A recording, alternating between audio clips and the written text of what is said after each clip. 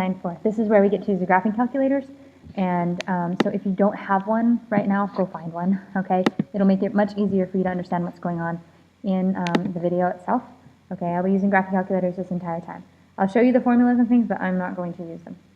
So testing two means that are small. Small sample is what we're looking at, okay? Look at these formulas. That one's not that bad, but look at this one, the variances, okay? So this is, yeah, just look at that. That's just mean, okay? So lots and lots of work involved. So we're going to use a graphing calculator so we don't have to use these nasty formulas.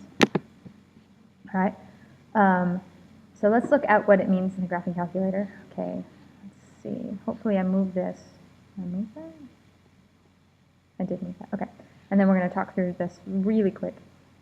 Okay. All right. So the first thing you're going to do is you need to do, anytime you're running a test for a t-test, is you have to check to see if the variances are equal or unequal. All right, that's really important. You have to check that on every single one. So we did that last in lesson 9.3, but today I'm going to show you how to put it in your graphing calculator. It's super easy. Now, if you have a sample and you're just using, and you're plugging in the sample, you want the hypotheses test to be for data. See how it says enter data values into L1 and L2? If you're using stats, like if you're given the variances, then you would change this to, where did it go? You would change this to stats, okay? It's important that we have, right here, this instead of, this would say data, this would say stats.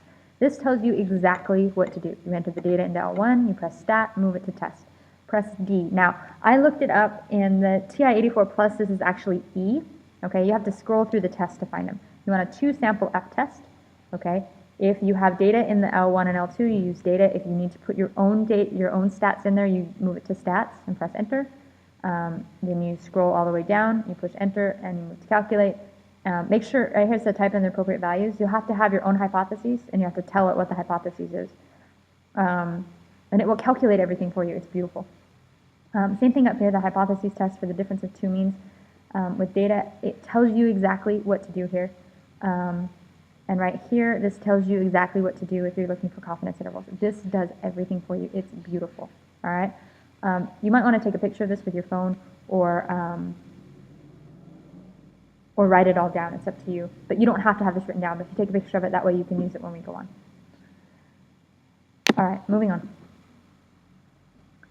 So, example 1, it says, the data shows the number of students attending cyber charter schools in Allegheny County and the number of students attending cyber schools in counties surrounding Allegheny County. At alpha equals 0.01, is there enough evidence to support the claim that the average number of students in school districts in Allegheny County who attend cyber schools is greater than those who attend cyber schools in the school districts outside of Allegheny County?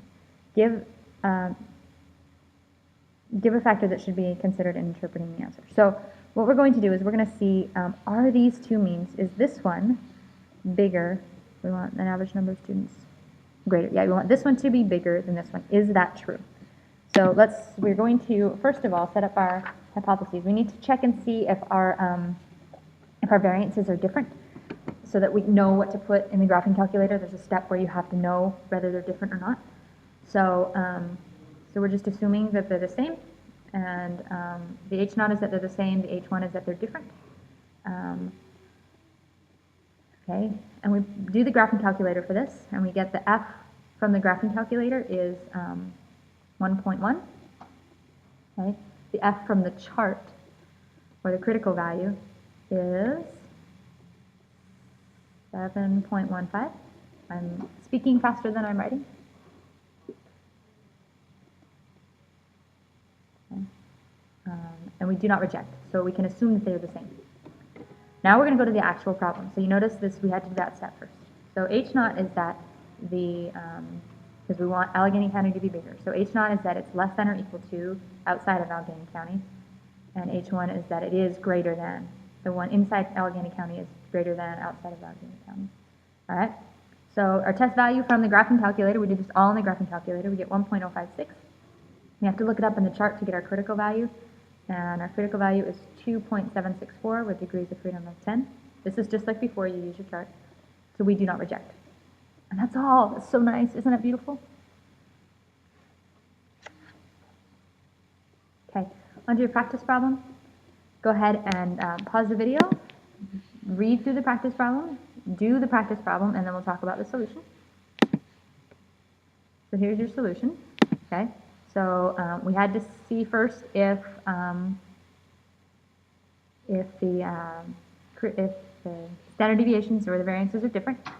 Notice they did all the work here. Okay, so here you have to reject the null hypothesis. They are different, so we have to use a different in the graphing calculator. There's a different button that you push. I can't remember what it is off the top of my head. It's on the chart. Hang on, I can look it up really quick.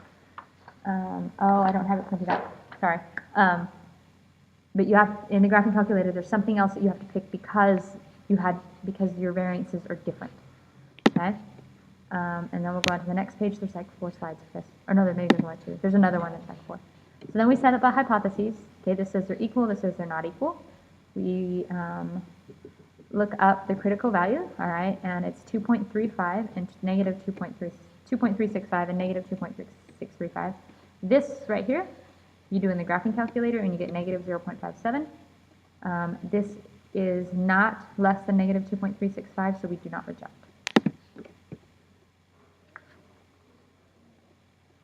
Okay, example 2. All right, this is asking for confidence interval. It's so nice. The graphing calculator does it all for you. But you do have to do a f-test first to see if your variances are different. And we get our critical value of 2.35. Okay, the f that we got from the graphing calculator is 1.21. We do not reject, so we're assuming they're the same. And then you do what you need to do for confidence intervals on the graphing calculator, and you get 3.6. is less than mu1 minus mu2, which is less than 215.9. So nice.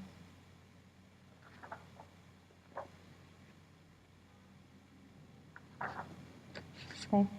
Oops, I went too fast. Here we go. We'll go back a minute. Okay. So I went so fast there. Okay. Hold on. Now we need to go forward.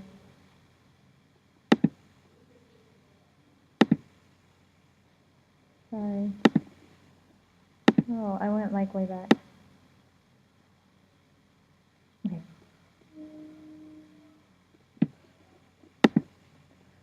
Okay, so the practice problem is basically you're making a confidence interval for your practice 1. So go back and try that one. I think I might have actually gone back a few minutes later because I realized I went fast through that. Or maybe that was in a different video. So, I think that's it. We'll see you tomorrow.